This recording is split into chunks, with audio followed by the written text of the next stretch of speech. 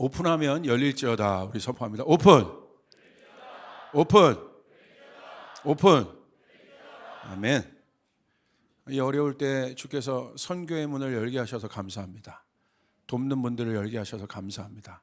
복음의 문을 열게 하셔서 감사합니다. 이게 교회의 본질입니다. 그래서 너무 감사한 것 같아요. 오늘 제목은 생각 전쟁을 이기는 복음의 능력. 생각 전쟁을 이기는 복음의 능력.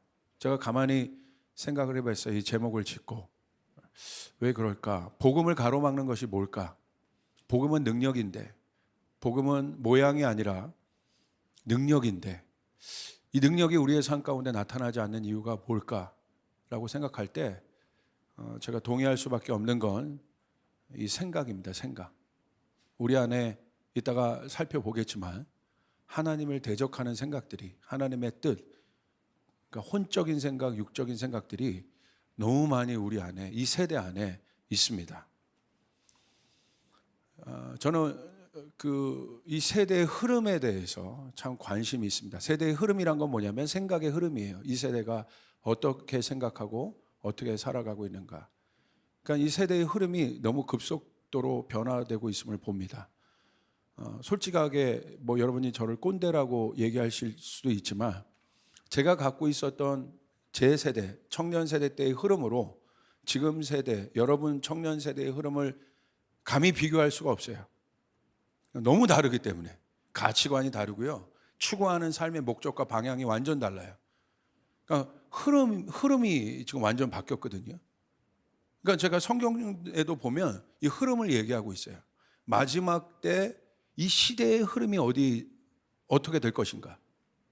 이 마지막 때의 시대의 흐름, 이 흐름이 왜 중요하냐면 흐름이 결국 길을 만들기 때문에, 흐름이 결국 문화를 만들고 흐름이 결국 결을 만들기 때문에 내 생각의 흐름이 결국 나를 만드는 거예요. 굉장히 중요하죠. 내가 어떤 생각의 흐름 가운데 있느냐, 어떤 가치관의 흐름 가운데 있느냐, 너무나 중요하죠. 그러니까 성경은 시대를 강조하고 있어요. 마지막 때 어떤 일이 일어날 것인가. 우리가 그것을 어떻게 알 수 있겠습니까? 세대의 흐름을 보며 아는 거예요. 이 세대가 어떻게 생각하고 어떻게 살아가고 있는지를 보며 시대를 볼 수 있는 거예요. 굉장히 중요한 것입니다. 그래서 제가 지난 금요일 날 아마 집회 이후에 나와서 메이크업 할 때 이 마태복음 12장에 솔로몬에 대한 이야기를 좀 했습니다. 오늘 그것에 대해서 좀 구체적으로 좀 보길 원합니다. 마태복음 12장 42절 이렇게 말씀이 기록되어 있어요. 우리 주님의 말씀입니다. 심판때라는 건 뭡니까? 마지막 때라는 거예요. 우리 주님은 마지막 때 심판주로 오십니다. 심판은 구별이 일어난다는 거예요. 참과 거짓, 거룩과 거룩하지 않은 것들, 모든 것에 구별이 일어나는 게 심판이에요. 심판 때에 남방 여왕이 일어난대요. 이 남방 여왕이 상징하는 것이 있습니다. 그러면서 이 남방 여왕이 뭘 하냐면 남방 여왕이 일어나 이 세대 사람을 정죄하리니. 아까 여러분에게 말씀드렸죠? 남방 여왕이 일어나 그 제너레이션에 있는, 이 제너레이션은 어디에 있는 사람들이에요? 심판의 때에 있는 사람들이에요. 그 남방 여왕이 일어나 심판의 때에 있는 제너레이션 세대를 정죄합니다. 왜 정죄합니까? 여기 나와 있어요. 이는 그가 솔로몬의 지혜로운 말을 들으려고 땅 끝에서 왔음이거니와 솔로몬보다 더 큰 이가 여기 있느니라. 이 남방 여왕의 정체성은 무엇입니까? 여왕이잖아요. 권력을 상징하는 거예요. 힘을 상징하는 거예요. 그러니까 권력의 정점과 힘의 정점에 있는 사람이 누구예요? 왕이에요. 그러니까 부족함이 없는 사람이에요. 그러니까 왕의 명령으로는 모든 것을 할 수 있잖아요. 그런데 부족한 거예요, 지금. 이 남방 여왕 안에 있는 목마름이 있었어요. 그 목마름은 무엇입니까? 해결되지 않는 문제가 있는 거예요. 자기의 힘과 권력으로 해결되지 않는 문제가 있는 것입니다. 그래서 누구를 찾았어요? 지혜자를 찾았어요. 그 지혜자가 누굽니까? 솔로몬이에요. 그 남방 여왕이 일어나, 지혜를 찾았던 그 남방 여왕이 일어나 그 세대를 정죄한다고 했어요. 이게 무슨 내용인지 우리 한번 더 추적해서 봅시다. 그러면 여러분, 솔로몬이 주는 상징성은 무엇입니까? 힘과 권력으로 해결할 수 없었던 문제를 해결할 수 있는 지혜를 갖고 있던 사람이에요. 그러니까 그 시대에 힘과 권력의 차원에서 해결될 수 없었던 일들을 해결할 수 있는 차원의 사람이에요. 다시 말하면 남방 여왕보다 고차원의 사람인 거예요. 모든 것이 차원 전쟁입니다.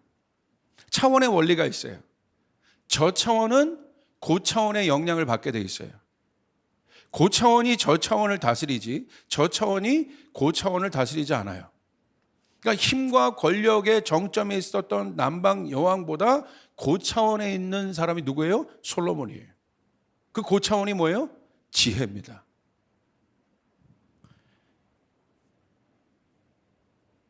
그러니까 이 솔로몬의 지혜가 얼마나 강력합니까? 여러분, 우리가 주목해서 알아야 돼요. 자, 오늘날도 마찬가지입니다. 많은 사람들이 이 남방 여왕에 속한 사람들이 있어요. 힘과 권력의 정점에 있는 사람들이 있어요. 그러나 그들도 만족하지 않는다는 거예요. 힘과 권력은 굉장히 중요하지 않습니까? 근데 이 힘과 권력의 정점에 있는 사람들이 지혜자를 찾아요. 여러분, 이 시대 잘 보세요. 요즘 대선의 판도 이슈가 되는 게 뭐예요? 무속에 대한 이슈들이 있잖아요.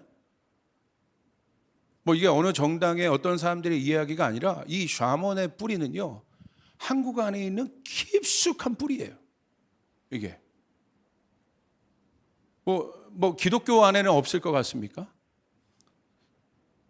직분은 권사님, 장로님이고 집사님인데 점 보는 사람 많아요. 제가 많이 들었어요. 그리고 아무렇지도 않게 심심풀이로 그런 점을 봤다는 사람도 내가 봤고. 한국 안에 이 샤먼의 뿌리가 어마어마합니다. 대천덕 신부님께서, 예수원에 계셨던 대천덕 신부님이 한국을 위해서 오랫동안 중보한 분 아니겠습니까? 그분이 한국을 향한 이 글을 한번 쓰신 적이 있으세요. 한국의 진짜 견관진이 뭐냐? 그게 바로 뭐냐면 샤먼을 지적하신 거예요. 샤먼을. 샤먼은 뭡니까? 사실 한국 역사를 보세요. 불교가 강했죠. 지금도 강하고. 원래 불교는 사실 철학에 가깝습니다. 그런데 사실은 정통 불교 측면에서 보면 철학에 가까운 게 불교예요. 그런데 이 불교가 샤먼이랑 만나니까 뭐래요? 조상을 숭배하잖아요. 막 귀신 쫓고 이런 거 하잖아요. 불교에서. 그러니까 불교계의 정통에 있었던 어떤 유명한 뭐 법정 스님 이런 분들은요, 그런 행태, 뭐 장례식 가가지고 막 이러는 거 막 이렇게 막 연불 하고 이런 거, 이런 스레 할렐루야, 그런 스님들을 보면서 막 뭐라고 자체적으로 그랬던 사건도 많습니다. 원래 불교는 그렇지 않다는 거예요. 근데 왜 그런 모양을 가져요? 샤먼과 섞여 있기 때문에. 그리고 유교 보세요. 유교는 효잖아요. 제일 중요한 게 공경하고. 근데 이 유교가 뭐 예죠, 예. 유교가 불교랑 샤먼이랑 섞이니까 어떻게 해요? 조상 숭배하잖아요. 원래 그러지 않던 거예요. 기독교는 어떻습니까? 기독교에는 샤먼의 뿌리가 없는 것 같습니까? 얼마나 우리가 하나님을 알 때 기복적으로 하나님 앞에 나갑니까? 있는 거예요. 이게 한국인의 정서 안에 있는 거예요. 여러분 보세요. 영화 같은 경우는 첨단 산업이라고 할 수 있어요. 근데 보세요. 영화 런칭할 때 어떻게 해요? 돼지머리 갖다 놓고 굿하잖아요. 그런 나라가 한국이에요. 첨단 기업들을 한번 보십시오. 못합니까? 기술을 가진 첨단 기업들이요, 런칭하고 시작할 때 돼지머리 갖다 놓고 돈 끼워 놓고 절하고 굿하는 회사 전 많이 봤어요. 이런 뿌리들이 없는 게 아니에요. 여러분, 권력자들 옆에는 항상 그런 사람들이 있었어요. 경제계도 마찬가지고요. 여러분, 뭐 드러나지 않은 이야기들이 많습니다. 얼마나 깊숙이 한국 안에 또 우리 가정 안에 샤먼의 뿌리들이 있는지. 여러분 당장 여기 뭐 라페스타나 웨스덤 좀만 가보세요. 얼마나 여러분 타로집들 많습니까? 심심풀이로 얼마나 많이 여러분 그런 점들을 보고 있습니까? 그런 점 보는 게요, 한국 놀라지 마세요. 한국 가계 재정, 가정의 가계 재정의 4분의 1이 점으로 소비된다는 통계가 있어요. 엄청난 겁니다. 그러니까 왜 그럴까요? 사람들 안에 목마름이 있는 거예요. 권력과 힘의 정점에 있는 사람들이 왜 그런 걸 찾을까요? 해결되지 않는 문제가 있는 거예요. 그래서 솔로몬을 찾은 거예요. 그 갈급함, 힘과 능력으로 해결할 수 없는 문제들에 대해서 솔로몬을 찾은 겁니다. 근데 솔로몬의 지혜를 여러분 한번 보세요. 솔로몬이 어떤 사람이었는가, 당대. 전도서 1장 16절을 한번 보십시오. 이렇게 얘기합니다. 나는 장담하였다. 나는 지혜를 많이 쌓았다. 이전에 예루살렘에서 다스리던 어느 누구도 지혜에 있어서는 나를 뛰어넘지 못할 것이다. 지혜와 지식을 쌓는 일에서 나보다 더 많은 경험을 한 사람은 없다. 왜 이 말씀을 집중합니까? 솔로몬의 지혜에 대해서. 마지막 때 심판의 때 남방 여왕이 이것을 추구하던, 이 지혜를 추구하던 남방 여왕이 일어나 이 세대를 정죄한다는 것. 보십시오. 그 다음에 열왕기상 4장 30절부터 34절.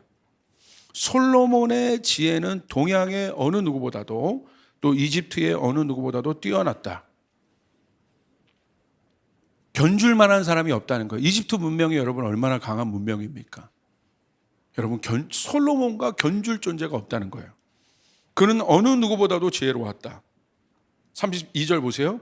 그는 3,000가지의 잠언을 말하였고 1,005편의 노래를 지었고 레바논에 있는 백향목으로부터 벽에 붙어서 사는 우슬초에 이르기까지 모든 초목을 놓고 논할 수 있었고 짐승과 새와 기어다니는 것과 물고기를 두고서도 가릴 것 없이 논할 수 있었다. 뭐예요, 여러분? 걸어다니는 구글이에요. 그러니까 솔로몬한테 구글리 가면 다 나오는 거예요. 보십시오. 어마어마한 사람이라는 거예요. 뭐 막히는 주제가 없는 사람이에요. 이 땅의 모든 이치를 다 아는 그런 존재로 솔로몬이 여겨지고 있어요. 34절 보세요. 이게 참 중요한 말씀인데, 그래서 그의 지혜에 관한 소문을 들은 모든 백성과 지상의 모든 왕은 솔로몬의 지혜를 들어서 배우려고 몰려왔다. 무슨 말입니까? 땅에 있는 모든 백성과 지상에 있는 모든 왕들이 누구를 지금 주목하고 있는 거예요? 솔로몬을 주목합니다. 솔로몬은 어떤 존재예요? 땅의 정점, 끝. 땅의 모든 것에 힘이면 힘, 지혜면 지혜, 부면 부, 그 정점에 있는 존재가 솔로몬입니다. 사람들 안에, 이 당시 사람들 안에 솔로몬 하면 어떤 형상이 딱 그려져요? 그 정점에 있는 사람. 우리 왕보다도 위대한 사람. 왕들도 찾아가는 사람. 사실 보면 신과 같은 이미지죠. 다 아는 사람.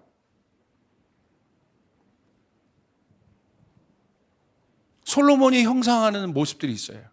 사실 솔로몬은 이 지혜가 하나님으로부터 온 것이지만 우리가 갖고 있는 솔로몬의 이미지, 세상이 갖고 있는 솔로몬의 이미지가 있습니다. 저는 그것을 허상이라고 표현했는데, 허상은 실제가 없다는 거예요.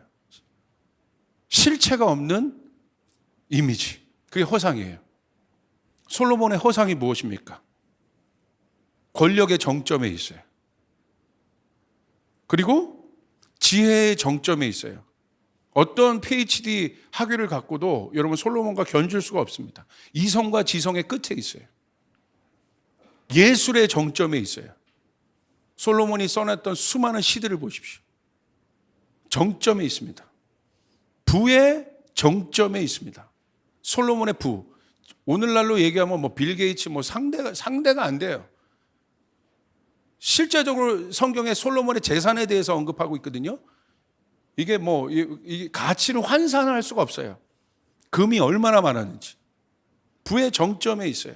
그리고 쾌락의 정점에 있습니다.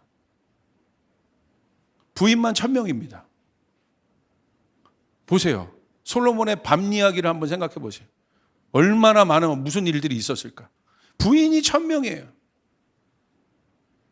심은보 전사님 부러운 듯이 지금 솔로몬 아니죠, 여러분? 그 정점, 이게 허상입니다. 여러분 어떻습니까, 우리는? 여러분 어디로 가고 계십니까?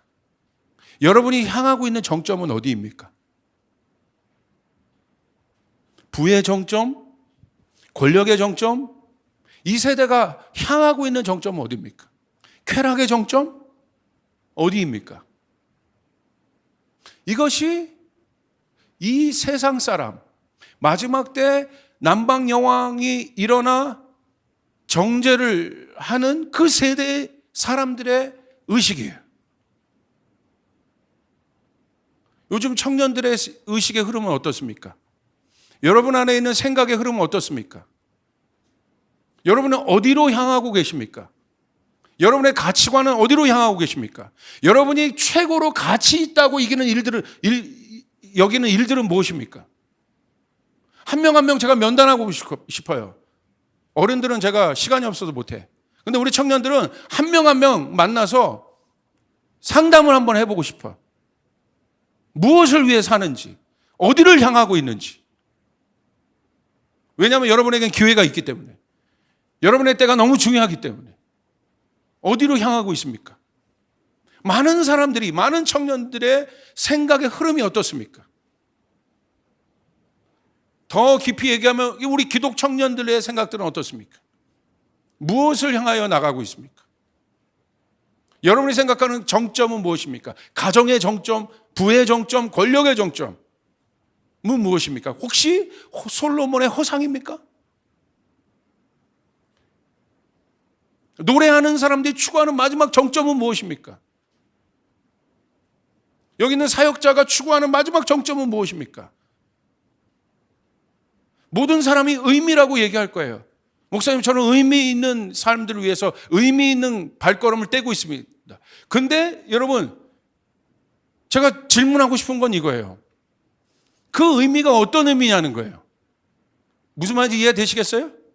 여러분이 붙잡고 있는 의미의 의미. 이 말이 복잡할 수 있어요? 근데 잘 들어보세요. 의미의 의미. 많은 사람들이 저마다의 의미를 갖고 있어요. 그리고 많은 청년들이 그런 인생을 세팅하고 나아갑니다. 그런데 그 의미가 어떤 의미인가?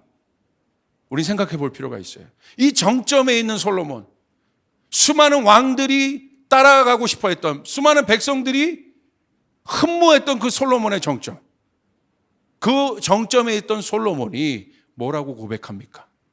여기에 솔로몬의 반전이 있어요. 자, 보세요. 뭐라고 고백할까요? 전도서 1장 2절 3절. 그 정점에 있는 사람은 이런 고백하면 안 돼요. 그런데 이런 고백을 해요. 전도자가 이르되 헛되고 헛되며 헛되니 모든 것이 헛되도다. 황당하죠? 그 솔로몬의 정점을 향해 남방 여왕과 같이 그 삶을 추구하며 따라갔던 수많은 사람들이 솔로몬을 만났어요. 그래서 모든 문제가 해결된 것 같았어요. 그런데 정작 그 솔로몬은 뭐라고 얘기해요? 그 정점, 탑 꼭대기에 있는 그 솔로몬은 뭐라고 얘기합니까? 헛되다. 동의가 되시나요? 이게 무슨 말인지? 여러분에게 감으로 옵니까? 제가 이 설교가 굉장히 감 없는 설교일 수도 있어요. 목사님, 나는 무슨 정점이에요? 나는 아직 지금 바닥인데. 아니요. 여러분 내면 깊은 곳에 있는 마음을 보라는 거예요. 이 지긋지긋한 나의 삶을 탈피하기 위해서 내가 오늘 붙잡고 내 인생의 방향을 설정한 것이 뭔지를.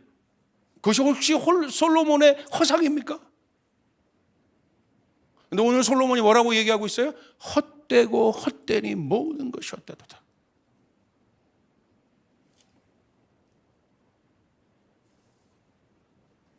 그리고 3절, 해 아래서 수고하는 모든 수고가 사람에게 무엇이 유익한가라고 얘기하고 있습니다. 여러분, 3절의 고백은 더 강력한 거예요. 수고가 헛되대요. 수고는 뭐예요? 땀이에요. 땀은요, 보람을 얘기해요. 이 땅에서 의미 있는 존재는 땀을 흘리는 인간이에요. 땀을 흘리는 인간은 보람돼요. 그러니까 땀 흘리지 않고 먹는 인간들은 이건 진짜 인간답지 않은 거예요. 땀이란 건 굉장히 소중한 겁니다. 가치 있는 거예요. 인간에게 있어서 가장 소중한 게 땀이에요. 수고입니다. 수고는 반드시 보람을 만들어요. 그런데 솔로몬은 그것까지 얘기해요. 인간의 존재의 이유가 땀인데 땀 흘리는 수고를 왜 합니까? 그것 때문에 하는 건데. 땀을 흘릴 때 내가 살아있는 것 같은데. 근데 솔로몬은 그것까지 얘기해요. 무엇이 유익한가? 땀은 의미를 얘기해요. 근데 오늘 솔로몬은 더 얘기하는 거예요. 자, 난 보람되게 살았어요. 그 보람의 의미를 붙잡고 살았어요. 근데 묻는 거예요. 그 의미의 의미가 뭐냐는 거예요.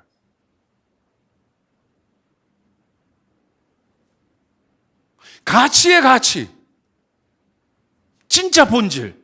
그게 진짜 그 의미와 그 가치가 진짜 본질이냐는 거예요. 엄청난 질문을 하고 있는 거예요.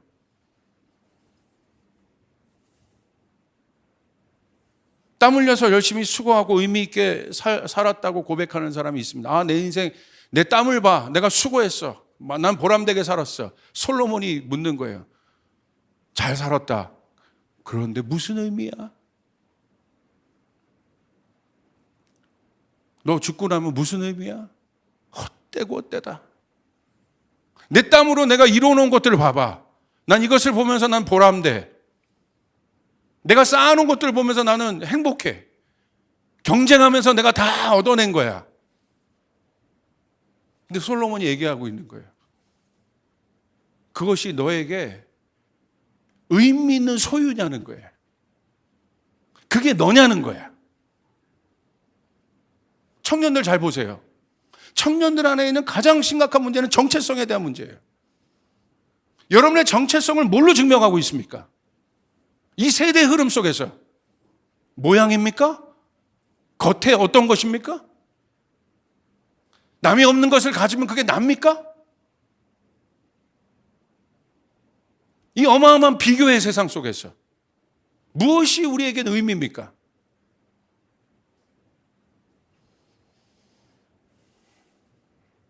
솔로몬이 이야기하고 있어요. 던지고 있어요. 답은 뭡니까? 왜 솔로몬이 이런 고백을 할까요? 성경은 이 문제에 대해서 너무나 실제적으로 답을 해주고 있어요. 왜 헛되다고 고백할까? 와, 제가 이 답을 찾는데 이 답을 찾았어요. 성경 안에서. 저 정점에 있는 사람이 왜 헛되다고 고백했을까? 헛되다는 건 뭐예요? 밑 빠진 독이라는 거야. 부어도 끝이 없어. 남방 여왕의 문제는 내가 해결해 주지만 내 문제는 정작 해결이 안 돼. 다 가져도 다 소유해도 소용이 없어요. 내가 저 남자친구 만나서 드디어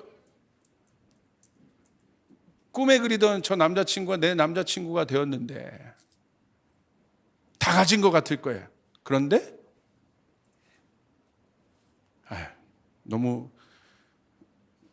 추상적인 모태솔로들이 이렇게 많은데 너무 추상적인 예화 같습니다.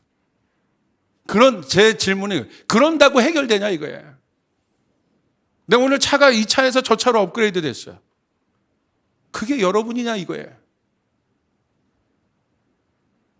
의미의 의미. 내가 차를 가져야 되는 이유? 내가 집을 가져야 되는 이유? 내가 성공해야 되는 이유? 있어요. 의미가 나름대로 있어. 내가 좋은 직장을 가져야 되는 이유? 나름대로 의미가 있어요.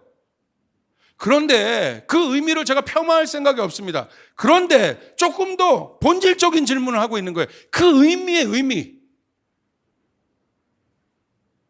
여러분이 붙잡고 있는 의미가 여러분의 인생을 개런티합니까 진짜? 그게 의미의 의미예요. 그러면 그거 붙잡으세요. 그것이 여러분에게 여러분이 지금 붙잡고 있는 그 가치가 밑빠진 독이 아니라고 여러분이 확신한다면 붙잡으십시오. 근데 성경은 오늘 마지막 때 뭐라고 얘기하고 있는 거예요? 그 의미를 찾는 난방여왕이 일어나서 이 세대를 심판한, 이 세대를 정죄하는데 성경 뭐라고 얘기하고 있어요? 솔로몬보다 더 큰 이가 있다. 할렐루야. 솔로몬보다 더 큰 의미가 있는 분이 있다. 그분은 누구십니까? 예수 그리스도. 예수 그리스도이시다, 그분이. 오늘 여러분이 붙잡고 있는 예수는 어떤 의미냐는 거예요. 여러분이 재정을 벌고 있습니다. 의미 때문에, 어떤 가치와 의미 때문에 재정을 벌어야 되는 사람도 있어요. 그런데 그 재정을 보는 의미의 의미가 예수 그리스도가 되지 않으면 헛되고 헛된 것이요. 이해되십니까?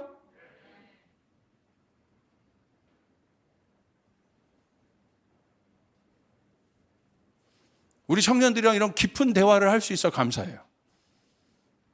이게요, 하루아침에 이런 메시지를 소통할 수가 있는 메시지가 아니에요. 너무 본질적인 이야기이기 때문에. 근데 우리 조이풀 청년들과는 이런 대화를 할 수 있어 감사합니다.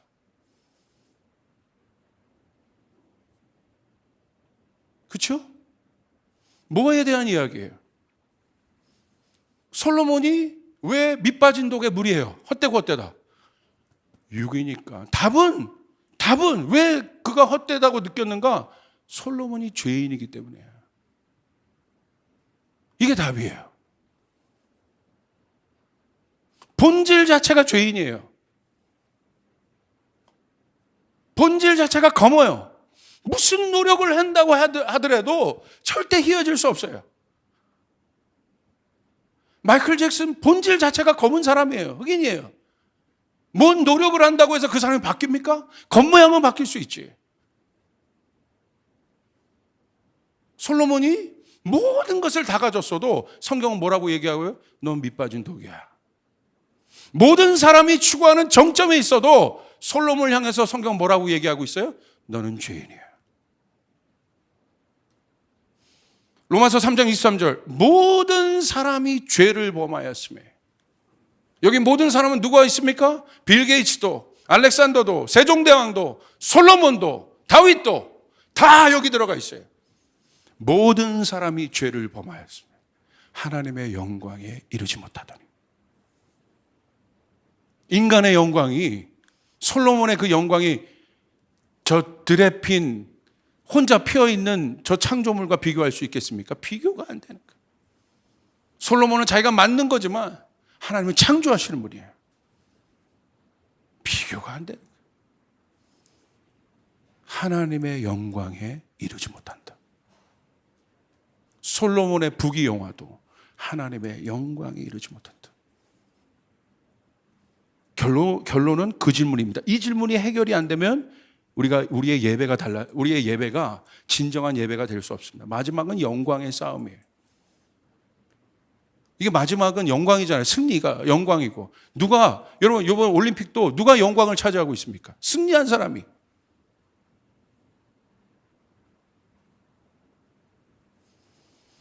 여러분이 추구하고 있는 가치, 여러분이 붙잡고 있는 가치가 마지막에 여러분에게 영광을 줄 수 있다고 생각합니까?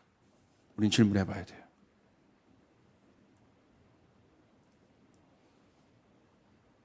오늘 바울은 그걸 깨달은 거예요. 이때 마지막 때 남방 여왕과 같은 목마른 자들이 일어나 그 지혜를 찾는다. 그런데 성경은 얘기하고 있어요. 솔로몬보다 더 크신 이가 있다. 예수 그리스도시다. 이 본질의 문제를 해결하신 분. 내 안에 있는 인간 본질의 문제. 스티브 잡스도 빌 게이츠도 벗어날 수 없는 본질의 문제. 어떤 예술가도 레오나르도 다빈치도 미켈란젤로도 벗어날 수 없었던 본질의 문제. 정체성의 문제. 그게 뭡니까? 죄의 문제. 그것을 해결하신 분은 예수 그리스도밖에 없으십니다. 할렐루야. 그래서 밑빠진 독이 아니라 우리는 다른 차원의 항아리가 돼버린 겁니다. 아담의 후손은 밑빠진 독이 될 수밖에 없는데 거기에 부어도 소용없어요. 성공해도 소용없어요. 예수 그리스도. 여러분이 질문합니다. 그분이 여러분의 생각에, 여러분의 삶에 가치가 되고 있습니까? 전부가 되고 있습니까? 아니면 여전히 솔로몬의 경계선 위에서 예수를 보고 있습니까? 그게 생각이 정리가 안 되니까 못 내려오는 것입니다. 여러분 보십시오. 고린도서 4장 3절 4절을 보십시오. 만일 우리의 복음이 가리었으면, 이게 복음이, 제가 여러분에게 말한 게 이 존재의 문제, 예수 그리스도의 문제, 십자가의 문제, 이게 복음이잖아요. 복음이 가리었으면 망하는 자들에게 가려진 것이라. 근데 복음이 왜 가려져요? 4절. 그 중에 이 세상의 신이 믿지 않는 자들의 마음을 혼미케 하여. 이 세상의 신은 무엇입니까? 악한 영입니다. 사단이에요. 왜 사람들이 이 가치를 보지 않을까요? 왜 우리 안에 이것을 알면서도 온전히 내려오지, 솔로몬의 경계선에서 내려오지 못하고 솔로몬의 허상에서 내려오지 못하고 왜, 죄송합니다, 이중적 삶을 살고 있을까요? 이겁니다. 세상의 신이, 악한 영이 뭐라고 돼 있어요? 믿지 아니하는 자들의 마음을, 우리도 교회만 다니는 사람이 아니라 우리도 머리로만 이 하나님의 말씀을 아는 것이 아니라 믿지 아니하면 똑같이 믿지 아니하는 자들이야. 세상 사람들이라고 얘기하지 아니하고 믿지 아니하는 자들이라고 얘기하고 있다는 거예요. 여러분 믿고 있습니까? 우리는 믿고 있습니까? 이것이 유일한 가치임을 믿고 있습니까? 할렐루야. 믿지 아니하는, 뭐라고 돼 있어요? 아니하는 자들의 마음을 어떻게 혼미케 한다. 이 마음이 뭐냐면요, 생각이라고 돼, 마인드라고 돼 있어요. 마음이 생각이 정리가 안 된 거예요. 그러니까 예수님 앞에 뭘 한다는 게, 나의 보좌를 내려놓는다는 게 이게 말뿐인 거야. 여전히 내 생각이 추구하는 어떤 방향성이 있는 거예요. 그렇게 가면 내 삶이 행복해질 거야. 내 삶을 전부를 들여 예수님 앞에 올인한다는 것이 이게 어려운 거예요. 왜 어려워요? 생각이 정리가 안 돼 있기 때문에, 생각이 혼미하기 때문에. 왜 혼미합니까? 세상의 신이, 악한 영이 그 거짓말의 구조를 우리의 생각 안에 넣기 때문에 온전히 내 삶을 주님 앞에 드린다는 것이 이게 쉽지 않은 것이에요. 주님의 말씀을 온전히 지킨다는 것이 쉽지 않은 거예요. 그러니까 타협이 일어나요. 적당히 갑니다. 믿지 않기는 그렇지만. 여러분 조금만 더 볼까요? 디모데전서 6장 5절 보세요. 그런 일들이 왜 일어납니까? 마음이 부패해지고 진리를 잃어버려 경건을 이익의 방도로 생각하는 자들. 마음이 부패하기 때문이래. 겉은 화려해. 겉은 솔로몬이야. 겉은 쿨해. 겉은 남들이 알아주는 사람이야. 그런데 성경은 뭘 보고 있어요? 솔로몬의 허탈한 마음을 집중하고 있다는 거예요. 사울의 겉은 여러분 삐까번쩍합니다. 사울의 마음이 썩어져 있는 거예요. 마음이 부패하고 있다. 겉은 멀쩡한데 속은 썩어 있다. 마음이 부패하기 때문에 진리를 버리는 것이다. 원인이잖아요. 왜 우리 안에 진리를 온전하게 따르겠다는 이 혼의 생각이 정리가 안 됩니까? 왜 혼의 반란이 자꾸 일어납니까? 혼의 반란이라고 얘기하고 싶어요. 왜 그 반란이 우리의 생각 안에서 계속해서 이 세대 안에 일어나고 있습니까? 성경은 뭐라고 얘기하고 있어요? 마음이 부패했다. 혹시 풍선 있습니까? 풍선? 좋은 생각. 부패했다는 건 뭐예요? 들고 계세요. 들고 계세요. 이게 뭐예요? 겉은 부풀어 있는데 속은 아무것도 없는 거야. 솔로몬의 허상이 겉이요?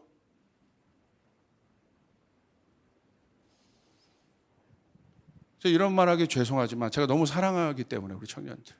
우리 청년뿐만 아니라 제가 요즘에 많은 상담을 받는데 부모님 불륜 상담을 제가 많이 받아요. 우리 교회도 많아요. 죄송한데 많아. 마음이 너무 아파. 들을 때 부모가 자녀가 그걸 아는 걸 몰라. 겉은 멀쩡해.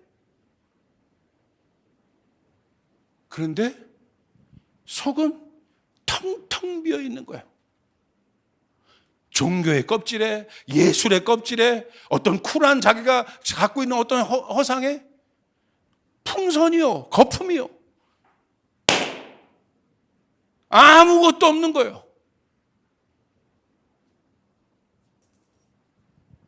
마음이 부패하여, 나도 깜짝 놀랐어요. 이렇게 크게 터질 줄. 마음이 부패하여. 여러분의 속은 어떻습니까? 예수로 인하여 만족하십니까? 예수가 해결자임을 믿으십니까? 예수님이 여러분의 목마름을 채워줄 유일한 분이심을 믿으십니까? 예수에게 여러분의 모든 가치를 던질 만한 분이 예수님이십니까? 그분이 여러분의 주인이십니까?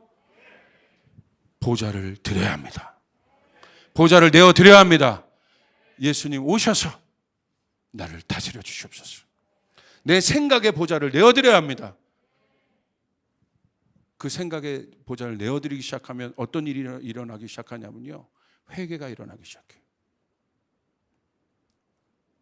주님이 다스리고 있는데요, 거룩하지 않은 것들에 대해서 절대 여러분 타협하지 않아요. 혹시 그 거룩하지 않은 것들에 대해서 여러분 그런 것들에 대한 타협이 일어났다면 주님께서 견디질 못해 하셔요. 거룩하게 살기 시작해요. 작은 죄 하나에도 괴로워하기 시작합니다. 그 사람이 진짜입니다. 거룩하게 살고자 하는 갈망이 있습니다. 본질을 향해 나가고자 하는 갈망이 있어요.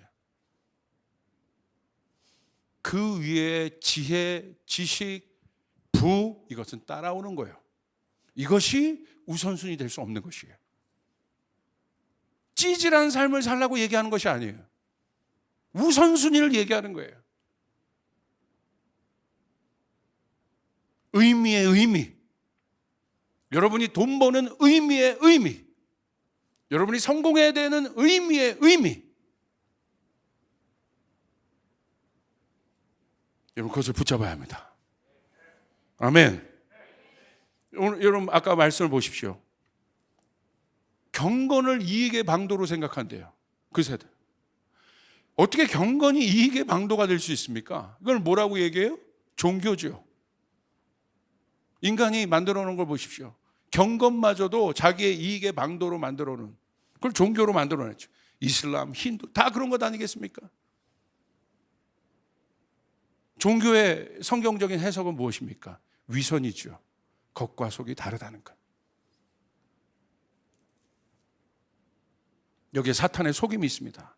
사탄이 만들어 놓은 우리를 속이고 있는 세상의 생각들. 그것이 종교로, 그것이 어떤 분은 예술로, 그것이 어떤 것은 뭐 기술의 영역에서 다 모든 영역에 나와 있습니다. 진짜가 일어나야 합니다. 진짜들이 일어나야 합니다. 모든 영역에 진짜가 일어나야 합니다. 진짜는 예수 그리스도이십니다. 할렐루야. 진짜 앞에 가짜는 떨게 돼 있어요. 여러분이 진짜가 되면 가짜는 그냥 무너지게 돼 있어요. 사탄 보십시오. 사탄이 인간에게 주었던 달콤한 지식을 한번 보세요. 빌리 그레이엄 목사님이 이런 예화를 하더라고요. 사탄의 지식이, 그 솔로몬의 지혜를 추구하는 인간이 만든 지식이 결국 뭘 만들어냈느냐. 우리가 잘 살 것 같은 어떤 유토피아 같은 그 꿈을 우리에게 선사한 것 같지만 사실 뭘 만들었어요? 핵폭탄 만들었잖아요. 이 비유를 듣는데 너무 충격적이더라고. 인간의 지식이 인간이 망할 것을 만들어요. 그게 인간이에요.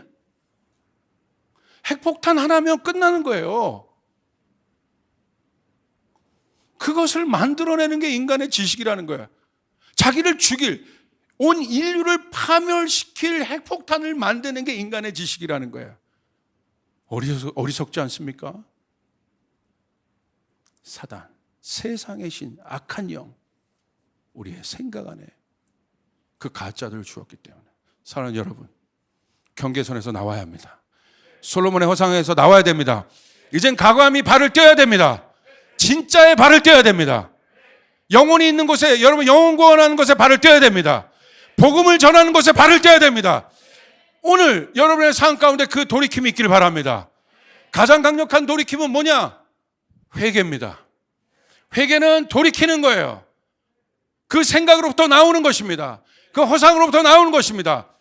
결정하고, 오늘 복음을 들었기 때문에 여러분은 주님 뜻대로 살기로 결정해야 되는 거예요. 이 시대 청년들이여 나약해지지 마시길 바랍니다. 여러분은 강한 사람들입니다. 여러분은 세상을 변화시킬 사람들입니다. 여러분이 얘기했죠? 좋은 사람이 되지 말고 변화시킬 수 있는 사람이 되어라.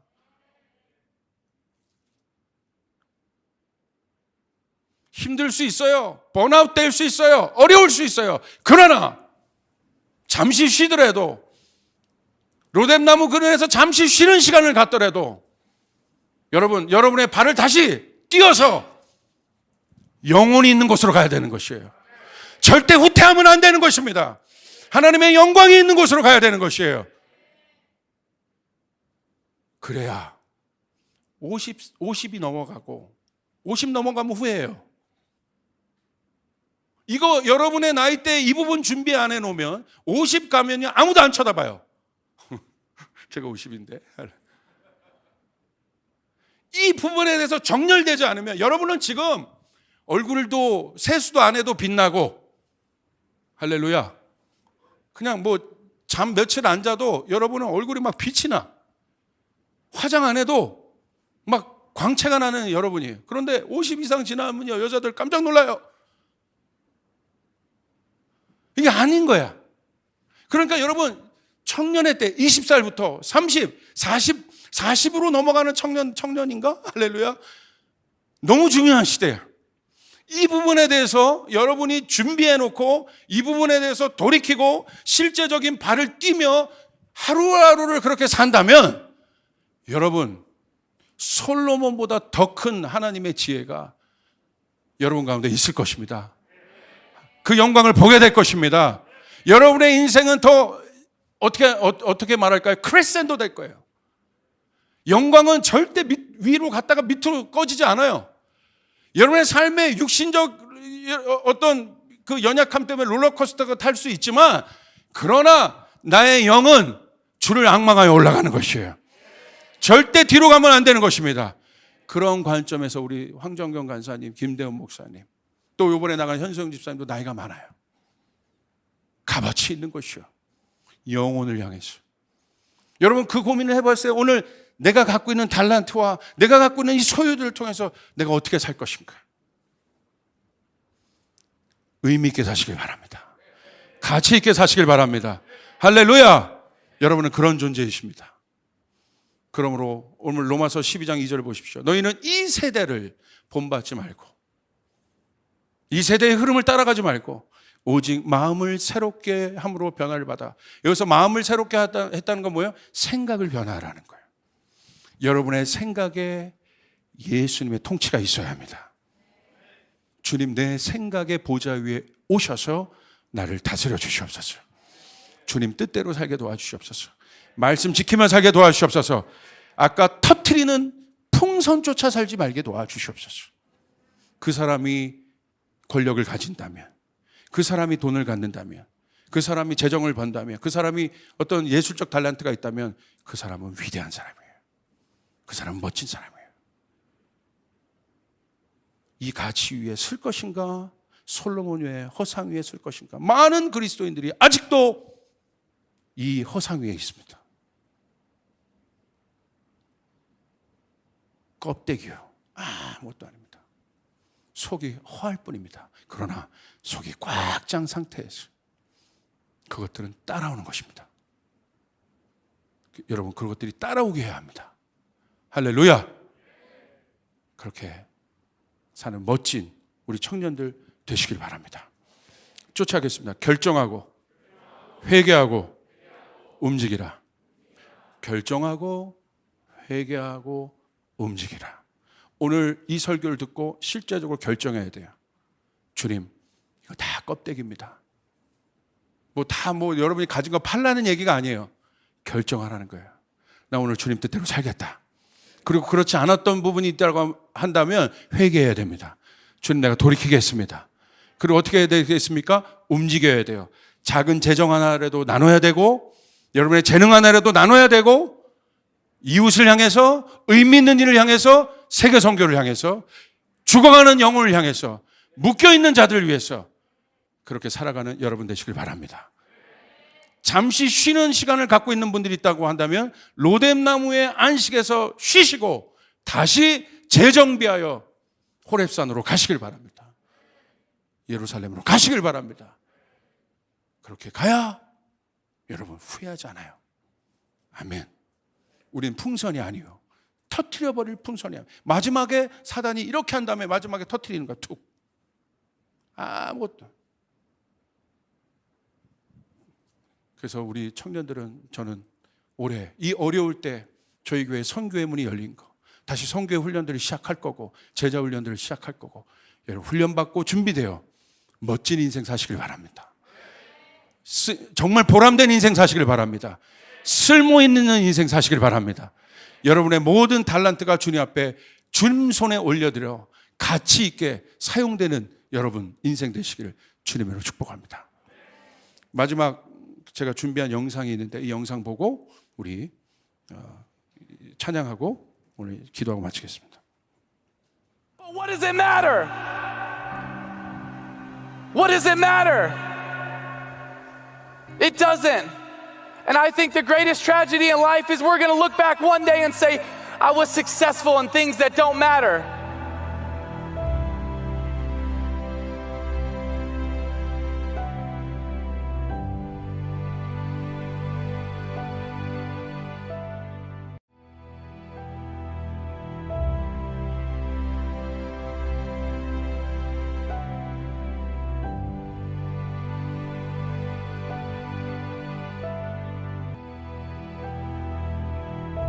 When I was at the University of Florida, for every home game, we would get in the bus at our hotel and we would drive right by the stadium and we would stop at what's called the Gator Walk. In every game I played there was probably 20 to 40,000 fans at this Gator Walk ready to greet us as we get off the bus. I would see all these people. I gotta tell you, there were a lot of voices that started to hit me. One of the first voices that instantly hit me was pride and arrogance, because I would look out and I would see thousands of jerseys with my number on it. I would look out and I would see Bible verses that they were wearing because I wore them. And so for a second you thought, dang, I'm something. They're here for me. This is pretty cool. I must be somebody. That voice hits your head. But you know what's one thing that's been sad to me, my life growing up in the church? So I'd be at a lot of cool events and you'd hear people share and talk and you would see people rally and want to go do something for Jesus, but then when it ends, people just get back to their normal life. There's a picture that I stumbled across, and it's one of Time's 100 most influential images of all time. And it's the picture of this young girl. She's on her way from her village to a feeding center not far away. And she's so malnourished and she's moving so slow that this vulture is waiting to attack. So the young man that took this picture, I think there was probably something in his heart that he wanted to do good, he wasn't sure, so he captured this picture and he just waited, and then the vulture got closer, so he kind of shooed the vulture off, and then he walked away, and the vulture would come right back. And he was told, because of some of the sicknesses in the areas, don't touch anybody, don't do anything, and so he didn't. He didn't. He did nothing. Because apparently the cost was too much. So he left. He went back. The New York Times published this photo in 1993. In 94, he won the Pulitzer Prize for this photo. 4 months after this, he chose to end his life.